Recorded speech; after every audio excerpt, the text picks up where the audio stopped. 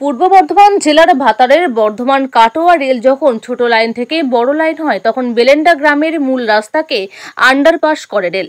প্রথম দিকে নিকাশি ব্যবস্থা ঠিক থাকলেও বর্তমানে সেই নিকাশি নালা বন্ধ হয়ে জল জমছে আন্ডারপাসে। গতকাল থেকে ব্যাপক বৃষ্টি হচ্ছে ভাতার ব্লক জুড়ে। আজ সকাল থেকে হচ্ছে বৃষ্টি, যার জেরেই আন্ডারপাসে জমেছে জল। যাতায়াত ব্যবস্থা সম্পূর্ণভাবে বন্ধ হয়ে গেছে। অবিলম্বে ড্রেন সংস্কারের দাবি জানালেন গ্রামবাসী। গ্রামে বেশ কয়েকজন ব্যক্তি যেমন শেখ চাঁদ, শেখ আরিফ, শেখ বাবলু, পঞ্চায়েত সদস্য শেখ শাহাদ আলী ব্যঙ্গ করে বলেন, কেন্দ্র সরকার বলছে অমৃত ভারতে রেল পরিষেবা দেবে সাধারণ মানুষকে, অথচ একটি আমাদের গ্রামের নিকাশি ব্যবস্থা ঠিক করতে পারছে না। একদম হাস্যকর ব্যাপার। এই বিষয়ে রেলকে একাধিকবার আমরা জানিয়েছি, কোনো সমাধান হয়নি। জানি না কবে সমাধান হবে। এটা হচ্ছে বেলেন্ডা গ্রাম, ভাতার থানার অন্তরে এই গ্রামটা।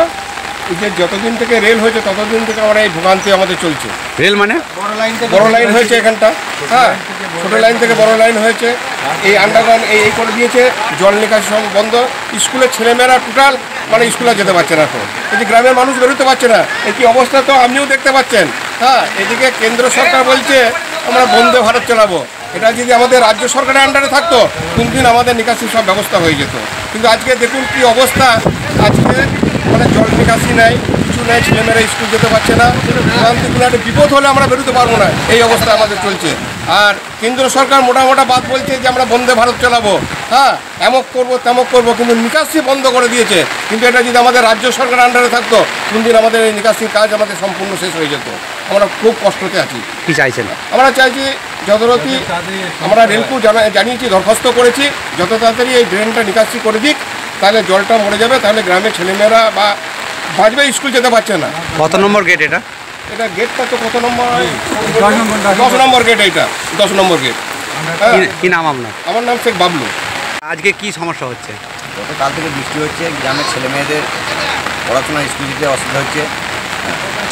এখানে সরকারি জল দাঁড়িয়ে আছে। এটা কেন্দ্রের কাজ। ড্রেনটা বন্ধ হয়ে আছে, ড্রেনটা পরিষ্কার করার ব্যবস্থা করা হয়।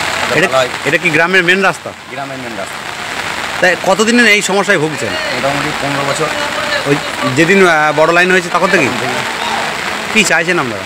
আমরা চাইছি এখান থেকে যেন ভালো করে সংস্কার হয়, জল না দাঁড়ায়, এটাই। আজকে কি জলটা বেড়ে গেল? আজকে বেশি বেড়ে গেছে। কী নাম আপনার? আমার নাম শেখ আরিফ। কেন ছেলে বার করতে পারলাম না, প্রচণ্ড প্রচণ্ড জল, মানে এই অবস্থায় গ্রামের মানুষের প্রচুর কষ্ট। এটা কি গ্রামের মেন রাস্তা? হ্যাঁ, গ্রামের মেন রাস্তাটা। কতটা জল যে বাচ্চা বেরোতে পারলো না? হ্যাঁ, 1 ফুট জল হবে। এই জল অবস্থায় ছেলে বাচ্চাকে নিয়ে যাবো কী করে? তো মানে ভেবেছিলেন যে পেরোতে পারবেন? না, ভেবেছিলাম পেরোতে পারবো, কিন্তু পেরোতে পারবো না। কি নাম আপনার? আমার নাম শেখ কোয়েব আলী।